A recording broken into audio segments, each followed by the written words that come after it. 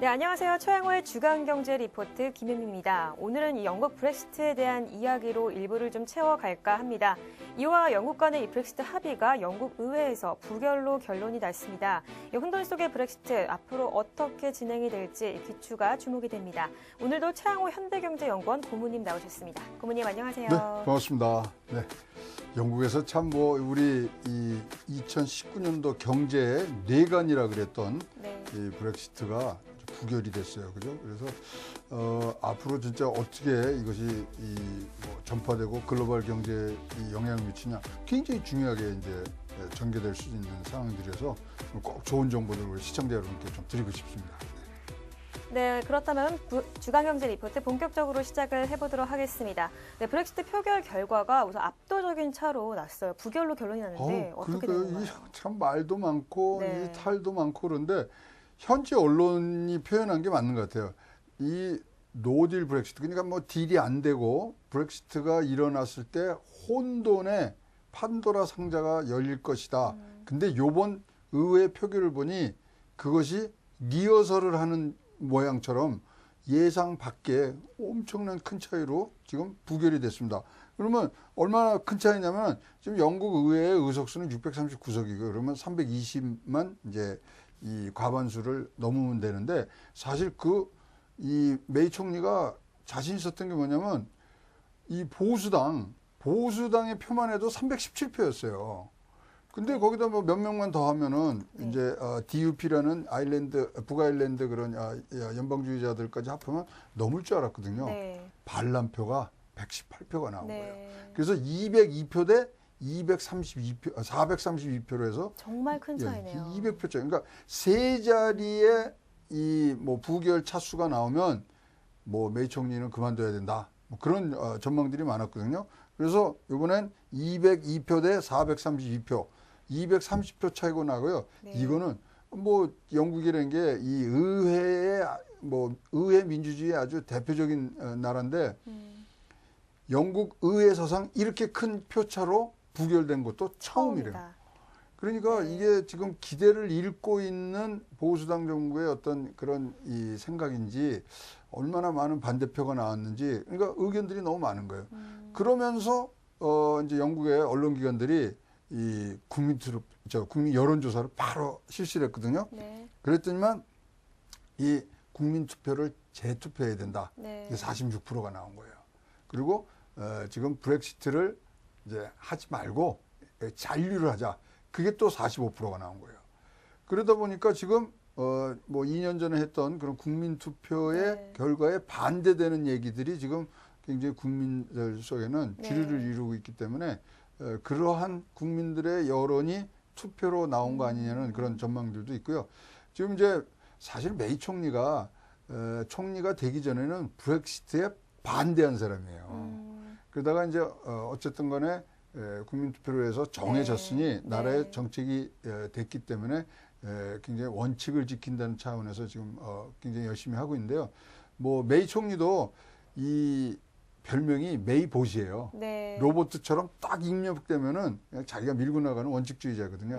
근데 일단은 하여튼 조금 이 정치력이라든가 이런데 굉장히 큰 타격을 입고 그러자마자 이 노동당에서 이 총리 근데 정부 불신임을 냈는데 다행히 그거는 이제 그것도 부결이 되면서 일단 메이 총리가 계속적으로 일단은 협상을 마무리하는 데까지는 이제 자기의 이 자리를 지키게 됐습니다만은 이 지금 이제 여기 행간들을 읽어야 되죠. 그래서 전체적으로 뭐 야당이든 국민들이 지금 원하는 것은 딱 뭐 한 문장으로 표현이 되는 것 같아요. EU와 재협상해라. 근데 EU는 절대 재협상 없다. 이제 이렇게 얘기를 하고 있고요. 리스본 조약이라는 거에 의해서 이제 2년간의 이제 전환 기간을 주는데 그게 3월 29일 날 이제 끝나거든요. 그래서 이제 자동으로 탈퇴가 돼요. 근데 EU는 조금 더 양보심을 그다음에 융통성을 발휘해서 7월까지는 우리가 좀 기간을 기술적으로 연장할 수 있으니 그때까지 한번 재협상을 해보자. 이런 얘기들이 사실 EU 쪽에서 네, 뭐 먼저 나오는 걸 얘기가 보고요. 나왔나요? 뭐 그것도 이제 EU도 자기네 EU 이제 본부도 지금 자기네 속사정이 있어요. 5월달에 EU 의회 선거가 있습니다. 네. 그리고 EU의 집행위원장 뭐 이런 분들을 바꿔야 되기 때문에 자기네들도 지금 뭐 정치적으로 딱 안정이 된 부분들이 아니라서 지금 뭐 7월까지는 좀 재협상이 이제 있을 가능성이 양측에서 네. 다 보이고요. 근데 이제 그 국회에서 의회에서 이제 부결이 되면서 이제 부대 조건이 하나 붙었어요. 3일 내에. 네. 3일 내. 그러니까 3일이라는 거는 그 뭐 영국 표현을 하면 시팅 데이. 그러니까 개회일로 뭐 의회가 속게 되는 3일 이후에 새로운 네. 협상 대안을 갖고 와라. 네.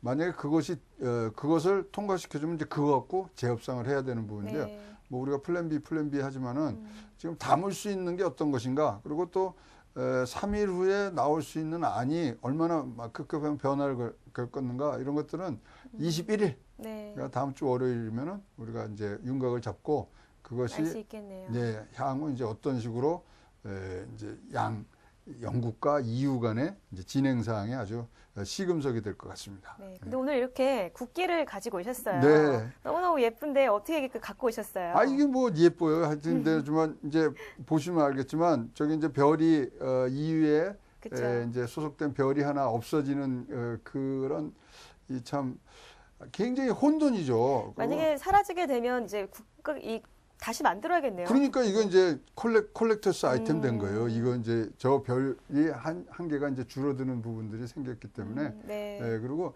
사실, 영국이 뭐, 제가 뭐 영국에 대해서 잘은 모릅니다만 굉장히 자부심이 강한 나라거든요. 저기 뭐 이 태양이 지지 않는 나라, 그리고 뭐 산업혁명의 발상지, 뭐 이런 것 때문에 네. 굉장히 사람들 뭐 만나보고, 저도 영국 친구들이 많습니다만은 이 사람들은 지는 거 싫어요.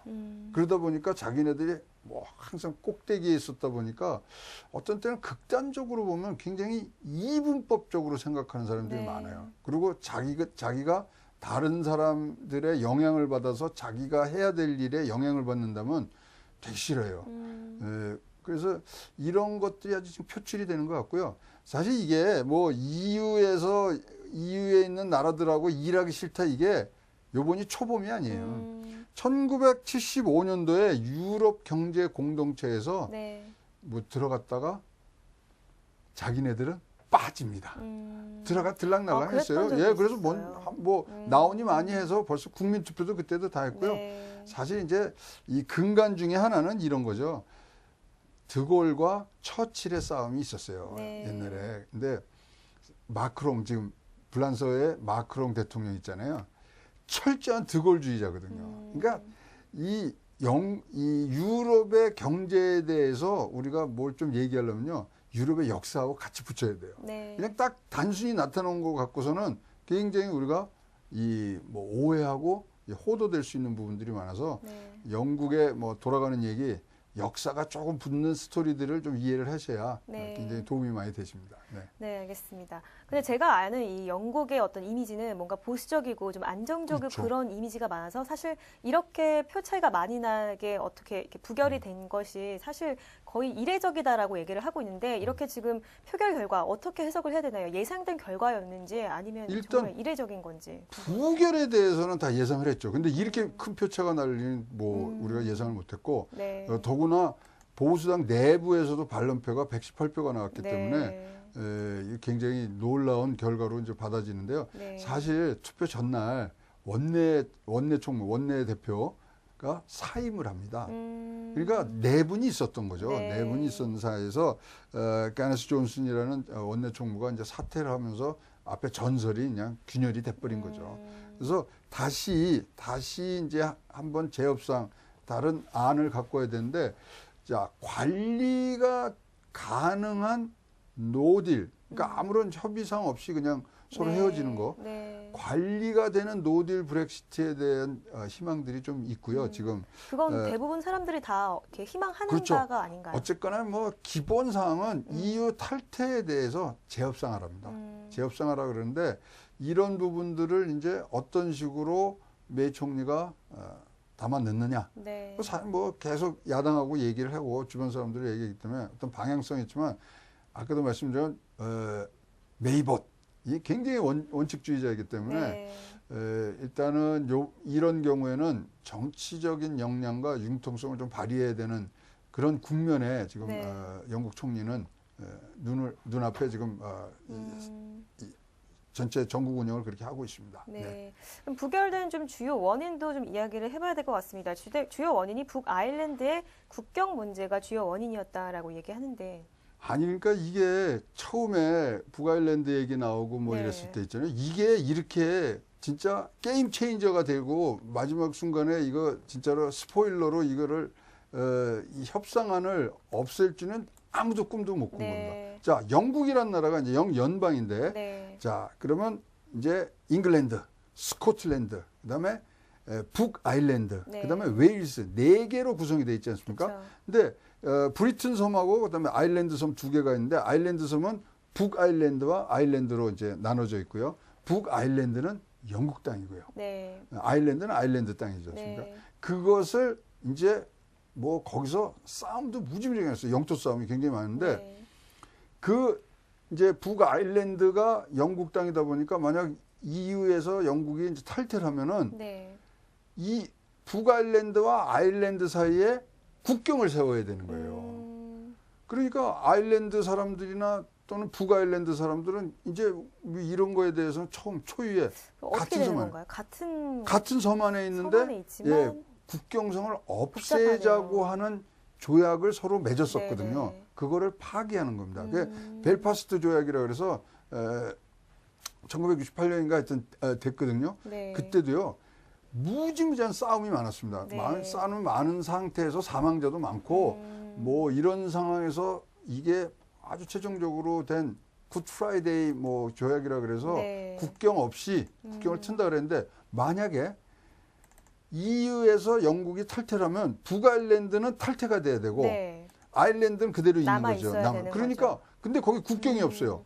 그러면은 이제 문제가 벽을 되니까 쌓아야 되나요? 예, 진짜. 뭐 벽도 쌓아야 되고 지금 그걸 하드보드라고 그러거든요. 오. 근데 EU에서 뭐라고 제안을 했냐면 그 아일랜드 뭐 섬에 하나는 들어가고 하나는 안 들어가고 그럴 거 없이래.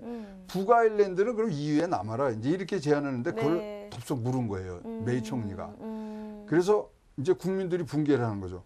야, 우리나라 땅을 왜 우리가 연방을 지켜야 되는데 그것을 분리를 해. 그래서 사실 요번에 딜 브레이커로 네. 등장한 게 이 국경 문제가 등장을 합니다. 그래서 이제 백스탑이라는 얘기 뭐 등등이 나오면서 하는데 결국은 영국 국민의 자존심이 네. 허락하지 않는다는 거죠. 네. 왜 우리나라 국토를 이렇게 발기발기 찢어서 이러 하느냐. 여기에 대한 대안을 내놔라. 네. 이것이 사실은 지금 요번에 이 합의안이 부결되고 하는데 아주 근본적인 원인으로 네. 작용한 거죠. 사실 따지고 보면요. 아무것도 아니에요. 네. 뭐 국경을 강화를 한다든가 그다음에 뭐 서로 왔다 갔다 하면서 네. 적정한 관세를 매기는 아주 뭐 괜찮은 안을 낼 수도 있었지만 네. 벌써 국민의 여론 분위기는 우리 영국 대영국 제국의 연영방이 나눠진다. 그리고 네. 그러다 보니까 북아일랜드 남으려면 니네 본토도 남아. 이게 EU에서 또 제안을 한 거거든요. 야 이거 뭐냐? 우린 나갈라 그랬는데 뭐 이걸로 묶어두느냐? 네. 예? 뭐 인지를 잡느냐? 이런 얘기 등등이 아주 흉흉하게 돌면서 지금 이 국민들의 기분이 굉장히 나쁜 네. 거죠. 네. 네, 알겠습니다. 이렇게 근데 EU 문제가 되게 많은데 부결에 대한 문제가 많이 있는데 금융시장에도 역시 타격이 굉장히 클 것으로 예상을 하고 있어요. 근데 우선 국내 시장에서 우리나라에서는 크게 뭐 제한적이다, 큰 영향은 없을 것이다, 뭐 이런 분위기가 있긴 했는데 뭐 금융사들의 영국 이탈이나 영국 고립 등도 이야기가 나오고 있고 현지에서는 표결 전에 이미 브렉시트 공포감이 돌기 때문에 사재기 기승도 있었다라고 합니다.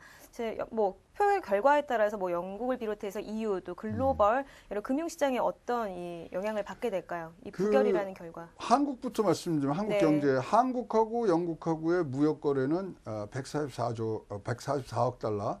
그러니까 뭐 우리나라 전체의 한 1.4% 정도밖에 안 됩니다. 적은 수치네요. 예, 적은 수치면 이제 그렇지만 이제 자동차도 이제 우리 팔고 있기 때문에 이제 자동차 같은 건 관세가 10% 올라가고요. 등등 그다음에 제일 지금 문제가 되는 건 저거죠. 손흥민 선수의 네. 축구 경기를 못 본다는 것. 왜냐하면 우리가 한 EU FTA에서 유럽 연합기업권은 광역대 이 주파수를 그거를 통해서 들어오는데 네. 이제 그게 끊기면은 네. 영국의 유선 통신업자하고 다시 계약을 맺어야 되고 또 올라갈 수가 있는 거죠. 그다음에 이제 우리나라에서 먹고 있는 뭐 버번 위스키에 뭐 네. 값이 뭐 오르고 이제 그런 건데 그거야 뭐 조그만 건데 그러다 보니까 사실 우리 정부는 요번에 참 발빠르게 움직였어요. 네. 3월 30일을 목표로 해서 이제 한영 FTA를 지금 네. 굉장히 빠르게 추진하고 있습니다. 그래서 한영 FTA요. EU에서 빠지니까 따로 FTA를 맺는 거죠. 네. 그래서 지금 목표는 3월 31일자 발효되는 것을 목표로 해서 움직이고 있는데 네. 우리 정부 이렇게 빨리 움직이는 것도 네. 처음 봅니다. 그래서 그렇다면 뭐 FTA 뭐 일단은 이 관세가 자유화될 수 있는 부분들이 네. 굉장히 잘 하고 있어서 우리나라 경제 뭐 크게 문제는 안 될 것 같고요. 그다음에 사재기 부분들은 사실 조금 영국으로서는 창피한 얘기죠. 사재기라는 게 어떤 걸 사재기했다는 거예요? 주식들을 사재기했다는 아니죠. 거 아니에요? 이제 이렇게 되면은 관세가 붙으니까 물건값이 굉장히 오를 것이라고 생각을 해서 생필품이나 이런 그런 거 것들을 사재기를 하고 네. 또 브렉시트 서바이벌 키트에서 이제 물건이 왔다 갔다 안 할 수도 있잖아요. 네. 어떤 식으로 된지 그쵸. 그 혼란이 오니까 그래서 그런 이 소위 말하는 서바이벌 kit부터 해서 비상식량, 식량 뭐 이런 것들에서 지금 사재기가 있었다는데 뭐 일부고요. 저 사실 뭐 아까도 말씀드렸지만 이 산업혁명의 발생지이자 세계 5위 경제 대국이거든요. 그래서 사재기가 참 창피한 얘기인데 그럴 정도로 국민들은 혼돈의 그런 생각을 갖고 있어서 영국이 이제 뭐 치료해야 될 그런 어떤 경제적인 타격들은 우리가 눈여겨봐야 된다. 일단은 노딜 브렉시트로 가면은 최대 1.4% 정도의 경제 성장률 뭐 쇠퇴가 일어난다고 하고 있고요. 자, 그러면 전 세계 시장에서는 어떻게 이것을 받아들이고 있냐? 네. 벌써 다 반영이 돼 있어서 이미 다 준비를 하고 있다라는 거죠. 큰 이 혼란은 없었습니다. 근데 더욱 놀란 거는 그러면 영국 파운드화가 떨어져야 되거든요. 네. 떨어져야 되는데 오히려 영국 파운드화가 가치가 올랐어요. 네. 그래서 이제 뭐 우리도 이상하다고 그러고 분석을 해봤더니 결국은 이게 달러가 약세가 되는 바람에 파운드화가 오른 거예요. 그게 어떤 이유와라는 관련은 없다는 건가요? 그냥 달러 지금 약세 때문에. 가장 큰 이유는 달러 약세입니다. 달러가 지금 아시다시피 이제 금리를 네. 올리는 것을 좀 횟수도 줄이고 속도도 네. 이제 낮춘다고 생각을 하고 완화적인 정책 있고 때문에. 또 미국이 지금 정부 셧다운 들어갔잖아요. 네. 그러니까 달러의 가치가 떨어진 덕분에 올라간 것. 그다음에 지금 또 뭐 좋지 않은 소식이 들어왔었는데 독일이 작년도 경제 성장률이 1.5%밖에 안 됩니다. 네. 그래서 어떤 경제 위기에 대한 뭐 이런 것들을 대비했을 때 그것에 비교해서 파운드화가 좀 올라갔어요. 거꾸로. 네. 그렇지만 하여튼 이제 뭐 다시 다음 날에 다시 이제 안정세를 찾고 있는데요. 그러다 보니까 자, 결론적으로 말씀드리면 브렉시트는 시장에 기반영이 됐다. 네. 앞으로 재협상 결과에 따라서 새로운 국면이 나올 때까지는 좀 관망을 해야 되는 부분들이고요. 네. 자, 그러면 우리가 브렉시트가 뭐 이제 성공적으로 갔을 때 어떤 식으로 이 전체적인 글로벌 이 경제가 움직이느냐 이런 걸 봐야 되잖아요. 네. 여기에 변수들이 사실은 브렉시트 자체보다는 달러화다. 그래서 지금 뭐 저희가 이제 방송을 하면서 수차례 말씀을 드렸지만 2019년도에 키워드는 미국의 금리죠. 달러가 얼마나 강세가 되느냐. 따라서 거기에 초점을 보시면서 브렉시트를 자세히 보고 계시면은 네. 조금 더 발빠르고 또 조금 더 방향성 있는 그런 뭐 투자의 이 판단을 하실 수 있다고 생각을 합니다. 네, 정말 많은 변화가 있는 영국입니다. 좀 더 구체적으로 그러면 이 부결 이후에 어떤 과정들을 좀 거치게 될지에 대해서도 이야기를 좀 해주시겠어요? 그래서 이제 세 가지가 이제 뭐 이 부결되기 전까지 5가지의 시나리오가 있었는데 세 가지로 이제 압축이 됐습니다. 네. 노딜 브렉시트. 그러니까 뭐 이제 아무것도 협상이 안 된 상태로 가는 거고요. 그 다음에 지금 2차 국민투표 얘기들이 지금 솔솔 나오고 네. 있고요. 그리고 이제 브렉시트를 일정을 연기한 후에 재협상하는 부분들, 이 세 가지가 아마 합성이 돼서 나올 것 같습니다. EU도 여기에 맞장구를 쳐서 7월까지는 협상을 하는 부분들을 조금 연기할 수 있다. 3월 29일 날이 이제 무조건 데드라인이 아니고 네. 7월까지는 기술적으로 우리가 연기가 가능하니 그때까지 한번 재협상을 해보자. 이것이 지금 현재 아주 가능성 높은 세 가지 시나리오로 지금 우리가 추측이 되고 있고요. 이 세 가지 중에서도 3번 브렉시트 일정을 연기한 후에 재협상하는 부분이 지금 굉장히 높은 가능성을 갖고 부각되고 있습니다. 네, 이렇게 7월까지 또 협상 연기까지 된다고 하니까 계속해서 좀 추이를 지켜보셔야 할 것 같습니다. 그렇다면 국내 시장 향방도 궁금합니다. 우리 뭐 국내 금융시장도 뭐 브렉시트 변수에 민감하게 앞으로 반응이 될 수도 있잖아요. 뭐 미중 무역 전쟁이 더 부각이 될 수도 있고 그렇죠. 어떻게 보시나요? 하여튼 우리나라하고 뭐 EU하고의 큰 경제 동조화 현상은 없지만 가장 지금 원인은 브렉시트보다 미국과 중국의 경기 부진이 지금 문제가 큽니다. 거기 영향을 많이 주게 될까요? 그렇죠. 또 많이 주고 서로 뭐 이 글로벌이라는 게 굉장히 묶여 있기 때문에 그 지금 가장 관심 있게 보시니까 미국과 중국의 경제 동향이고요. 네. 거기에 뭐 둘 중에 하나를 또 선택하려면 미국의 금리 추이 그리고 미국이 벌이는 1조 달러의 인프라스트럭처 이 투자 결정 그리고 이제 호재도 하나 있습니다. 네. 중국이 경기 부양책을 지금 실행을 하겠다고 이제 발표를 한 상태이기 때문에 현재 그러한 부분들이 더 우리나라에 영향을 미치기 때문에 네. 일단 브렉시트 7월 달까지는 좀 관망을 해보셔야 되고요. 또 그 중간에 어떤 변곡점은 5월 달에 EU의 선거가 있습니다. EU 의회 선거가 있기 때문에 그 결과까지를 종합해서 보시면서 차분차분 이제 대기하시고 우리가 한영 FTA가 빠른 시일 내에 맺을 수 있도록 우리가 좀 성원을 또 박수를 보내야 될 그런 뭐 한 3개월에서 6개월 사이에 시간이 있을 거라고 보입니다. 네, 말씀 잘 들었습니다. 이 짧은 시간 동안 또 많은 변화가 있게 될 것 같은데요. 일부에서는 영국 브렉시트에 대한 이야기를 우선 나눠봤습니다. 브렉시트 우리 경제에 미칠 영향은 제한적이다라고 평가는 하지만 또 국무님이 말씀하신 대로 이 미중 무역 전쟁과 연관해서 또 어떤 부정적인 영향을 미치게 될지 또 우리가 계속해서 또 추이를 지켜보셔야 할 것 같습니다. 앞으로 이에 잘 대비하는 대책이 필요한 시점이라고 생각합니다. 네, 1부 저희가 준비한 소식은 여기까지고요. 2부에서는 문재인 정부의 신에너지 정책에 대한 이야기를 좀 나눠보도록 하겠습니다. 2부 곧 시작하니까요. 2부에서 뵙겠습니다.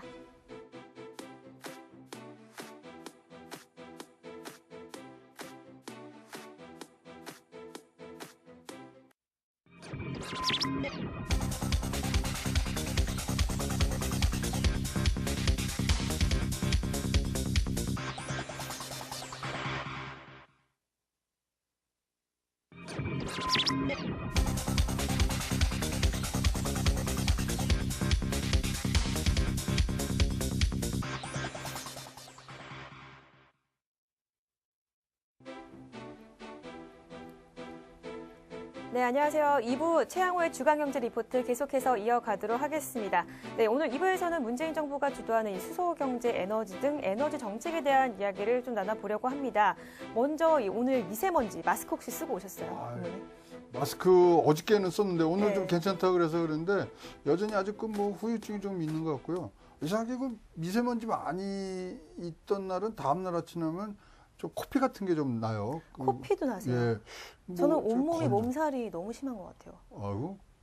뭐 여러 가지 지금 그거는 더 심한가? 예, 이게 네. 합쳐져서 그런 거 네. 아니겠어요. 근데 진짜로 만병의 이 원인이 될 수 있는 게 네. 미세먼지라 그러니까 굉장히 걱정이 되고 뭐 그래서 올해 한 해만 네. 이런 미세먼지가 이렇게 극성을 한다면 우리가 참겠지만 네. 이거 앞으로 앞으로 계속될 거잖아요. 것 같으니까 굉장히 지금 우리가 뭐 고려될 사항도 많고 사실 뭐 이 옛날에 뭐 베이징에서 올림픽 할 때는 베이징이 맑았는데 요즘 베이징도 네. 뭐 굉장히 어둡다 그러는데 뭐 지금 싸움박질이 굉장히 커졌죠. 네. 그래서 뭐 뭐 중국에서 올라온 미세먼지 때문에 그런다 그러는데 우리 정부도 이제 할 말은 하고 살아야 될 것 같아요. 그쪽에서 오는 뭐 편수풍 때문에 지금 오기 때문에 그래서 뭐 같이 이런 뭐 지구에 대한 환경에 대한 것은 어느 나라 혼자만 하는 게 아니라 네. 같이 해야 되거든요. 근데 목소리는 좀 내야 될 것 같아요. 지금 뭐 여러 가지 진작에 냈어야 되는데. 통계 자료를 보면 지금 중국은 통계 자료를 좋은 날 나쁜 날 다 평균을 내니까 자기네들이 영향이 없는 것 같은데 네. 우리나라가 극히 미세먼지가 나쁜 날을만 뽑아서 중국의 영향을 보면요. 네. 뭐 거의 30% 이상이 넘어가거든요. 그리고 중국의 그 관광객들이 우리나라 와서 그런 얘기를 했대요. 우리나라 그러니까 우리나라인 중국보다 한국이 더 미세먼지가 심하다는 얘기를 했다고 기사를 봤어요, 제가. 참 큰일 났네요. 네. 그래서 진짜로 재미난 통계가 우리나라에서 그래도 제일 숨쉬기 좋은 데가 뭐 우리 제주도라고 하잖아요. 남쪽이 좀 네, 나을까요? 제주도가 제일 낫다 그러는데 제주도 자체가 우리나라가 30년 전에 있던 공기질에 비하면 2배 이상 미세먼지가 지금 많은 상태랍니다. 그러니까 굉장히 제일 좋은데도 옛날에 30년 전하고 비교하면 굉장히 악화된 부분들. 그래서 지금 우리 오늘 이제 다룰 주제가 과연 이런 이 미세먼지, 이 건강에 아주 직접 영향을 미치니까 이런 것을 지금 고려한 어떤 탈원전 정책이냐, 네. 에너지의 지금 정책 방향을 굉장히 신재생 쪽으로 돌리고 있는데 이런 면들이 고려됐을까? 이런 것들을 좀 짚어보는 네. 그런 시간을 좀 갖고 싶습니다. 네. 네, 정말 미세먼지가 너무 기승을 부려서 뭐 각계 여러 가지 의견들이 많습니다. 탈원전 어떻게 생각하시나요? 그래서 탈원전 여러 가지 뭐 면에서 굉장히 타당성이 있죠. 뭐 안정성이라든가 이런 등등 또 일본에서의 그런 원전 사고 등등이 있지만 사실 지금 몇 가지의 우리가 고려해야 될 점들이 지금 빠져 있는 상태에서 탈원전이 좀 속도를 굉장히 내는 그런 부분들이 아닌가 지금 생각이 됩니다. 네. 자, 탈원전의 시작은 원전이 위험하다 그러는 거 아니었습니까? 근데 원전이 위험함에 대해서는 지금 팩트 체크를 해보면 네. 그렇게 위험한 거는 아니고요. 그리고 뭐 사고가 전혀 안 난다고 말할 수는 없습니다만 그 사고의 위험 때문에 탈원전을 했던 대만은 다시 원전을 가동하는 쪽으로 이제 돌았고요. 뭐 예를 들어서 독일이라든가 이런 데는 지금 신재생 뭐 그다음에 태양광들을 많이 쓰고 있습니다만은 거기도 사실 표면적으로는 그렇지만 만약에 전기가 부족할 때 어떤 식으로 해올 거냐면 불란서에서 네. 프랑스에서 전기를 수입합니다. 근데 그 수입은 어떻게 되느냐면 불란서에서는 네. 원전으로 간다. 전기를 생산한 것들을 독일에서 수입하는 비상시에는 뭐 그런 부분들이 있기 때문에 원전 없이 우리가 에너지 문제를 얘기하기가 어렵고요. 그다음에 이제 이 에너지가 원전은 꼭 필요한 거였겠죠. 그럼요. 그렇죠. 에너지가 지금 우리 대한민국에서는 또 한반도에서는 굉장히 이게 아주 이 중요한 이 자산으로 분류가 돼야 되는 것은 우리가 눈앞에 있는 남북 경협 통일 문제를 생각하면요. 지금 이 전기의 중요성에 대해서는 네. 지금 우리가 뭐 이루 말할 수가 없습니다. 전기를 지금 뭐 전력 예비율이 뭐 너무 높아서 그걸 낮춰야 되는데 이 순간이 아니고요.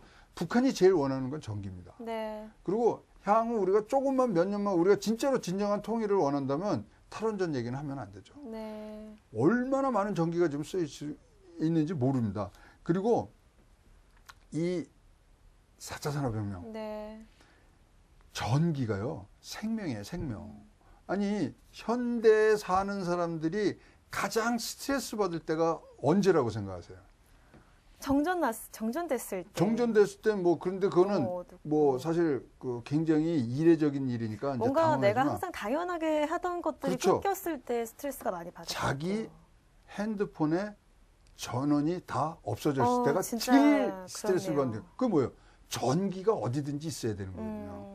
스마트폰이 끊겼을 때가 스트레스 수치가 제일 높다는 거죠. 그렇네요. 그렇다면 전기라는 것은 우리나라 이제 4차 산업혁명, 그다음에 AI, 그다음에 IoT, 인터넷 사물 뭐 이런 것을 했을 때는 필요 불가결한 게 아니라 아주 그 삶 자체가 됐거든요. 네. 그래서 전기에 대해서 전기 생산하고 이런 부분들은 일단 어떤 환경 이런 부분들과 같이 생각해야 될 산업적 요소들이 굉장히 많기 때문에 네. 에너지 정책 단순히 뭐 탈원전하는 이런 부분이 아니라 조금 더 심도 있는 그리고 미래를 바라보는 해안을 갖고서 이거를 접근해야지 단순하게 뭐 위험해 이거 갖고는 이제는 탈원전 해야 돼 이런 건 아니다. 아닙니다. 그러면 거꾸로 가는 거예요. 그래서 전 세계도요. 지금 이런 전기 뭐 이런 거 에너지 할 때 제일 먼저 해야 되는 게 기후 변화. 네. 그 얘기했었잖아요. 그다음에 국민 안전. 그다음에 이제 화석 연료가 고갈된다. 뭐 이런 얘기를 했는데 이제는 그것도 패러다임이 바뀌고 있습니다. 그래서 이렇게 세계적인 추세에 대해서 이야기를 해보면 뭐 환경 안전에서부터 신규 일자리 창출과 뭐 경제 활력 제고 측면을 변화하고 있다라고 이야기를 하고 있어요. 변화는 정도가 아니라 네. 굉장히 눈에 보이게 신산업으로 몰고 가고 있어요. 그러니까 전기라는 게 이제 옛날에는 우리가 뭐 어떤 동력을 얻기 위한 그런 부수적인 그런 거지만 네. 이제는 전기로 모든 것이 구동이 되기 때문에 전기 없이는 살 수가 없는 거예요. 그렇죠. 따라서 이것을 신규 일자리나 신사업의 생태계로 지금 끌고 가는 거죠. 그래서 안전, 뭐 그다음에 지구 온난화 이것을 뛰어넘는 기술들을 개발을 하는 거예요. 그러면 자, 뭐 우리가 핵 분열을 통한 원자로 굉장히 위험할 수 있죠. 네. 방사능 물질도 나오고 그러지만 그 위에는 지금 핵 융합이 나왔어요. 네. 플라즈마. 그렇다면 핵 융합이라는 거는 그런 방사능 이 물질이 하나도 안 나오는 거거든요. 기술을 높여가면서 새롭게 생태계를 만들어가는 게 세계적인 이 추세예요. 네. 따라서 모든 나라가 뭐 우리나라를 우리나라도 포함이 되겠지만 네. 우리나라보다 더 관심을 갖고 이런 에너지 정책을 갖는 나라의 일본은 안전이 아닙니다. 지구 온난화가 아닙니다. 이 전기 에너지 사업을 얼마나 일자리 창출하고 연결시키느냐. 이것이 지금 글로벌 추세입니다. 네. 따라서 우리 산업의 아주 근간이 되는 이 어떤 혈액 같은 이 부분을 얼마나 신산업과 또 기업의 활력 제고로 네. 연결시키냐는 국가의 지속 성장 가능성에 크게 영향을 미치는 그런 중요한 요소가 돼서 지금 다른 나라들 뭐 이 주변의 선진국들 심지어 중국까지도 네. 이 에너지 정책에 대해서는 어마무시한 국민적 관심뿐만 아니라 미래를 지속적으로 성장 가능한 미래 국가를 만들기 위해서는 이것처럼 신경을 써야 되는 네. 산업도 없을 것이라고 보여집니다. 그런 의미에서 지금 보면 독일 같은 경우에는 이 에너지 전환으로 이미 일자리 창출 효과가 굉장히 크다라고 얘기를 하고 계세요. 지금 뭐 독일이 대단해요. 독일 이제 숫자를 보면은 2년 전만 해도 17만 개에서 네. 관련된 일자리가 36만 개로 이르는. 자, 그럼 뭐 독일이 신재생 뭐 많이 해요. 신재생도 네. 많이 하고 뭐 에너지도 하고 거기도 이제 원전을 네. 좀 줄이는 부분들이 이제 생기고 그러는데요. 네. 자, 일단 신재생 에너지 부분들이 많이 하지만 특히 토목 이제 뭐 이런 것들에 네. 전후방 효과가 크고요. 더군다나 이제 스마트 그리드라는 소프트웨어뿐만 아니라 하드웨어. 그다음에 네. 이 신재생 에너지가 가장 필요한 거는 이 전기 비축 장치입니다. ESS. 네. 그, ESS 그렇죠. 그런 부분들에 대한 지금 이 일자리들이 굉장히 많이 늘어나고요. 결국은 이러한 생태계를 만들어가는 과정이 굉장히 지금 에너지 정책의 중심이 되는 거죠. 네. 단순히 우리나라 같은 경우는 지금 뭐 제가 평가하자 그러면 네. 우리나라는 배급하는 네. 보급하는 이런 정책 위주로서는 절대 안 됩니다. 다른 생태계, 산업 생태계를 어떻게 갖고 갈 수 있냐를 이제는 국민들에게 보여줘야 되고 그것을 실천으로 나가야 될 상황이라고 보여집니다. 네, 이런 새로운 에너지 정책과 또 일자리 창출 효과로 또 생태계를 또 발전시키고 만들어가는 그런 다양한 좀 에너지 정책들이 많이 나왔으면 좋겠습니다. 계속해서 다음 질문 이어가면요. 우리나라 같은 경우에는 이제 에너지 이런 신사업을 육성을 주력할 경우에 연관 산업 확대 효과가 굉장히 크다라고 이야기를 하고 있습니다. 그렇죠. 우리나라 지금 2030년까지 신재생 에너지의 비율을 이제 20%까지 이제 네. 올린다는 거 아닙니까? 그래서 태양광, 그다음에 풍력 이런 것들을 이제 뭐 확충해서 에너지 신사업 육성에 이제 한다 그러는데 만약에 이제 우리가 정부가 계획한 대로 네. 2030년까지 네. 만약에 100조를 투입한다는 가정을 했을 때는 네. 생산 유발 효과가 183조 원, 부가가치 유발 효과 70조 원. 엄청난 거죠. 이렇게 네. 투입 대비 2배 이상이 지금 나오는 그 산업이기 때문에 사실 굉장히 우리가 좀 자극을 해야 되는데 문제는 이런 거죠. 자, 이랬을 때 과연 우리나라가 이런 것들을 끌고 나갈 소위 말하는 생태계가 돼 있냐 이거예요. 근데 이제 기업이 있냐 문재인 이거예요. 대통령이 뭐 네. 그런 얘기 하셨잖아요. 수소경제 앞으로 적극적으로 정부에서 지원을 하겠다, 육성을 하겠다라는 이야기를 해서 좀 어느 정도의 기대를 해도 되지 않을까요? 역대 정부에서 그 얘기 안 하신 대통령은 없거든요. 네, 뭐 몇 년 후에는 어떻게 되고 또 2040년까지 이렇게 점진적인 어떤 그래프들을 이제 제시를 했던 걸로 이제 제가 그 방송을 이제 뭐 봤는데 그런 것 굉장히 우리가 네. 환영들을 하고요. 그렇지만 과연 어떤 식으로 이제 뭐 총론은 다 우리가 찬성을 하지만 강론으로 내려오면 네, 규제도 많고요. 태양광요. 네, 지금 태양광 패널 뭐 하는 패널 이런 것들을 네. 하려 그러면요. 규제가 140가지가 있어요. 뭐 함부로 할 수 없고 뭐 도로에서 몇 미터 떨어져야 되는 등 뭐 그다음에 이 경사가 얼만큼 돼야 되는 등 이게 이런 거 하나도 안 고치고 복잡하네요. 있거든요. 자, 그러면 글로벌 이제 태양광 이런 걸로 봐서는 사실 어느 나라가 제일 1등인 것 같아요. 태양광이요. 네, 태양광 관련된 기술과 이 생산 능력 1등은 중국이에요. 중국. 아, 그래요? 네. 10대 기업 중에 7개가 중국 기업입니다. 네. 우리나라는 끼어 있어요. 우리나라는 한화에 큐셀 그게 네. 5위를 하고 있거든요. 그래서 옛날에 2위까지 올라갔죠. 한화 네. 큐셀이 어떤 때 1위 했다고 그러는데 지금은 뭐 이 중국이 완전히 휩쓸고 있는 거예요. 자, 중국이 그렇게 휩쓸고 있는 이유는 따로 있어요. 땅덩어리가 크잖아요. 아. 무지무지하게 크니까 알겠어요.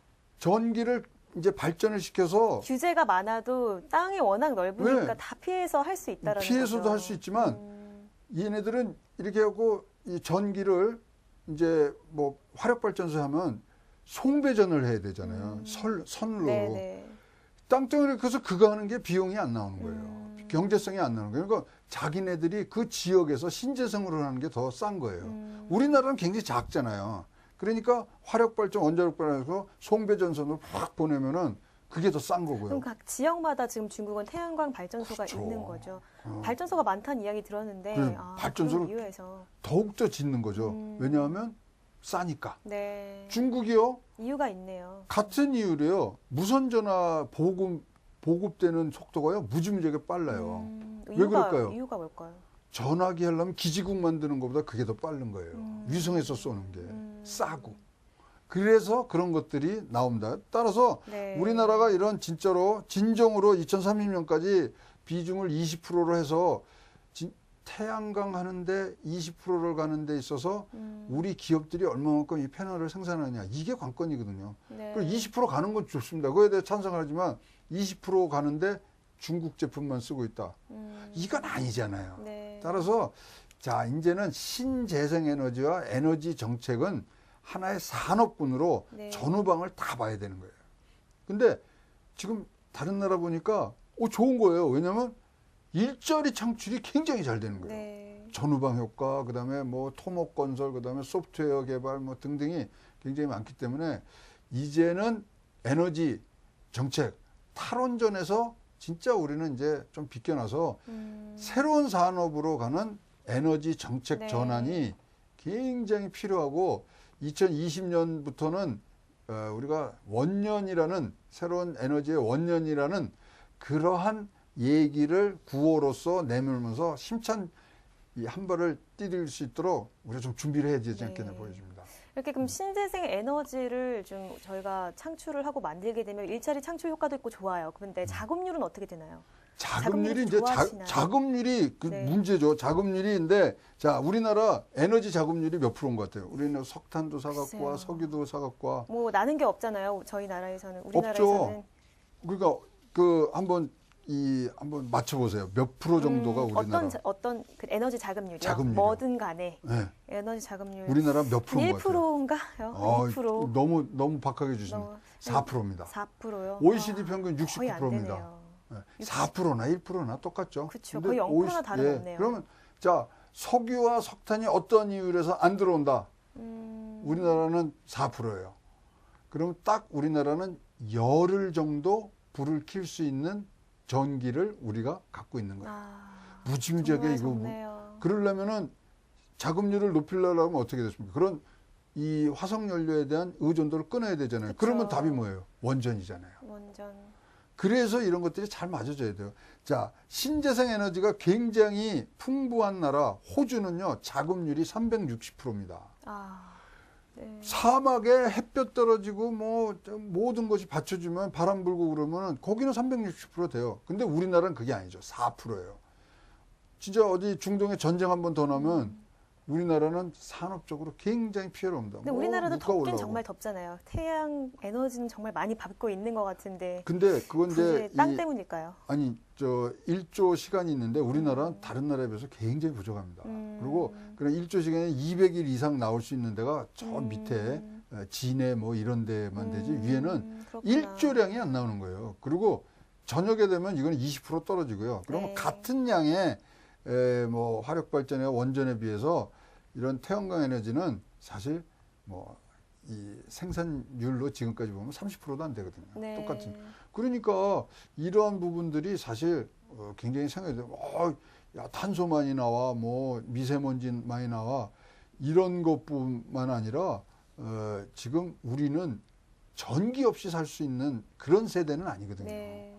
그런 것들이 종합적으로 우리가 고려를 해야 되고 탈원전 분명히 지금 여당 내부에서조차 지금 다른 네. 얘기가 나오고 송영길 의원들이 이제 뭐 원전 다시 재개해야 된다는 얘기들이 나오는 게 이제서야 조금씩 뭐 큰 여기저기 보는 시각들을 좀 넓히고 있는 것 같아서 조금 뭐 고무되는 점이 있습니다만은 진짜로 에너지 전환 우리가 잘 생각해야 됩니다. 네.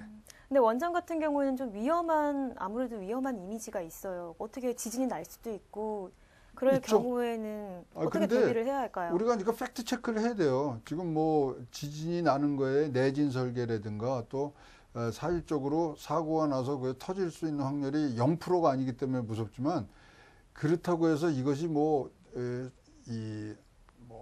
진짜 뭐 조그만한 지진이라든가 그다음에 우리가 생각하는 감내할 수 있는 지진에 넘어갈 수 있는 그러한 내진을 못하는 기술은 우리가 한참 뛰어넘어 있거든요. 안전합니다. 네. 안전하다고 믿고 해야죠. 이거 뭐 구데기 무서워서 장 못 담그는 그런 식의 생각들은 버리셔야 되고요. 자, 원전 더 좋은 기술이 있다니까요. 지금 핵 분열에 의한 에너지를 생산하는데 이제는 핵 융합을 융합이죠. 통한 플라즈마 기술로 갈 수 있는 부분들이 우리나라가 선도하면 되거든요. 네. 그러면 핵 폐기물도 안 나와요. 얼마나 줘요. 그렇죠. 우리나라가 완전 잘하거든요. 그러니까 이런 부분들이 이제는 좀 더 공론화되고 특히 여당 내부 또는 정부 당국에서도 무슨 생각을 조금 더 다시 생태계와 산업적 차원에서 한번 보셔주시면 좋겠습니다.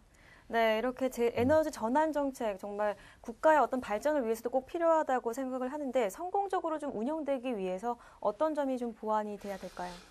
일단은 가장 큰 문제는요. 일단은 우리가 단순 보급 에너지 정책인데 그런 어떤 생각의 전환, 아까 말씀드린 대로 이거는 소재, 그다음에 시스템, 네. 토목 이런 것들이 굉장히 복합적으로 돼 있는 부분들이 많기 때문에 생태계, 산업 생태계로 다시 한번 봐줬으면 좋겠고요. 네. 그러다 보니까 이제 사실 R&D가 좀 부족합니다. 네. 이쪽에는. 그래서 R&D 자금이 좀 더 많이 좀 투입이 되면서 우리나라가 1등하는 몇 안 되는 이 뭐 분야일 수 있거든요. 네. 그 다음에 이제 뭐 개인적인 의견입니다만은 전력을 지금 독점을 하고 있죠. 네. 근데 조금 더 시장 친화적인 그래서 전력 시장 개선과 전력 시장 요금의 다변화. 네. 그리고 이 경제학적으로는요 이게 참 이해가 안 가는 부분들이 많은 게 다변화가 될 경우엔 경쟁이 더 그렇죠. 그러면 심해지면서 싸질 수 있는 가격이 거예요. 예. 싸질까요? 예. 근데 보세요. 우리 저 물건 사러 가면 물건 많이 사면은 좀 디스카운트를 해주죠. 그렇죠. 근데 전기는요, 쓰면 네. 쓸수록 더 내죠. 네, 누진세가 적용이 이게 되잖아요. 말이 안 되는 거예요, 경제적으로는. 네. 많이 사면 싸게 해줘야 되는데. 아니, 저, 하나에 700원이지만 호떡 2개 사면 2개에 1,000원 주잖아요. 근데 전기는 거꾸로 가고 있거든요. 이게 네. 시장 친화적인 정책이 아니거든요. 그 다음에 아까 잠시 말씀을 드렸지만 이 재생에너지와 우리 에너지에 관한 규제가 무지무지하게 많습니다. 이거 빨리 규제 개혁을 해야만 저희들이 산업으로 또는 우리 정부가 지금 현 정부가 추구하는 국민 이 보건안전, 국민 환경안전, 그다음에 지구의 온난화를 막는 부분들 이런 것들이 어우러져가는 진짜 더불어 잘 사는 그런 경제에 아주 축일 수 있는 그러한 에너지 네. 전환 정책, 그러한 인식들을 좀 같이 나눴으면 좋겠습니다. 이런 에너지 근데 산업 규제 같은 경우에는 규제가 어떤 게 주로 있을까요? 아까 뭐 이제 구체적으로? 위치, 태양광의 네. 위치, 그다음에 풍력을 하려고 그러면 풍력 갖고서 바다에다 해상 풍력도 많이 하는데 그것도 네. 굉장히 어장을 필요해야 된다 뭐 등등 했는데 어느 것이 더 중요한가에 대한 뭐 상황 판단이 있을 수 있습니다만은 네. 지금 저희가 판단하는 거는 한 150여 가지의 신생 에너지에 관한 규제들이 있는데 여기도 규제 샌드박스가 한번 좀 들어왔으면 굉장히 좋겠다는 생각을 갖고 있습니다.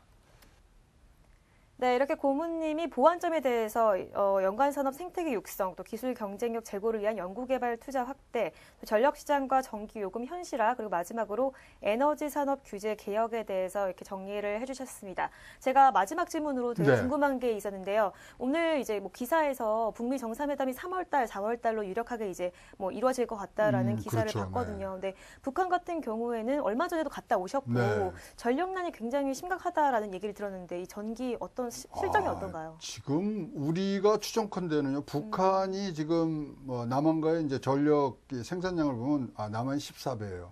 14배 많고, 그러니까 우리나라는 이제 14분의 1이라는 거는 진짜 뭐 굉장히 심각한 전력난이 있는 거죠. 저녁에요, 밤에 위성에서 찍으면요, 검을 것 같아요. 검은 게 아니라 네, 그냥 검고. 남한이 섬 같아요. 왜냐하면 북한이 검으니까 대륙에 안 붙어 있는 섬 그렇게 같아요. 보이네요. 그리고 평양이 좀 반짝반짝하거든요. 그러니까 거기는 등대불 같고요. 슬프네요. 그 정도로 지금 굉장한데 최근에 제가 이 북한의 이제 금강산 쪽에 갔을 때 북측 사람들과 이제 만나는 과정에서 굉장히 이제 뭐 이 제안 같은 걸 하나 그쪽에서 네. 하더라고요. 어떤 그래서 제안이요? 네, 이거 뭐 이 최초로 발설하는 건데 네, 이거 네. 오해 말고 들어주셨으면 좋겠고요. 네. 자, 거기 옛날에 금강산 댐, 평화의 댐 뭐 이런 얘기들 옛날에 아세요? 네, 그래갖고 네, 네. 거기서는 이제 금강산 쪽에서 내려오는 물을 사실 동해안으로 흘려버려요. 우리 쪽으로 안 오게. 근데 그쪽에서 제안이 뭐냐면 그것을 남한 쪽으로 흘려줄 테니 네. 우리가 이 남한에 이제 그 물줄기를 받아서 할 수 있는 이 여러 수력 발전할 가지. 수 있는 게 한 뭐 8개 정도가 된답니다. 네. 그래서 더 생산이 증가된 전력만큼은 자기네 달라고 네. 거꾸로 얘기를 하더라고요. 그런 제안을 예, 했군요. 제안을 해갖고 그래서 뭐 이 굉장히 뭐 전력난이 굉장히 힘들거나 생각을 했는데 그러고서 이제 뭐 우리 현대 아산에서도 가고 네. 그러면 뭘 하고 싶어도 전기가 없어서 못 하는 거예요. 네. 그렇기 때문에 지금 만약에 우리나라가 지금 딱 뭐 이제 북미 정상회담을 통해서 뭐 끝나자마자 우리가 경협이 됐다 그러면 제일 먼저 해야 될 길은 전기입니다. 전기가 없어서 굉장히 곤란해하고 있고요. 그것을 어떤 식으로 우리가 도와줘야 돼요. 전기는. 네. 그럼 뭐 이 댐 만들고 발전소 만들면 굉장히 오랜 시간이 걸리잖아요. 그래서 이런 부분에도 우리 신에너지 정책은 꼭 이런 부분들이 고려가 돼서 네.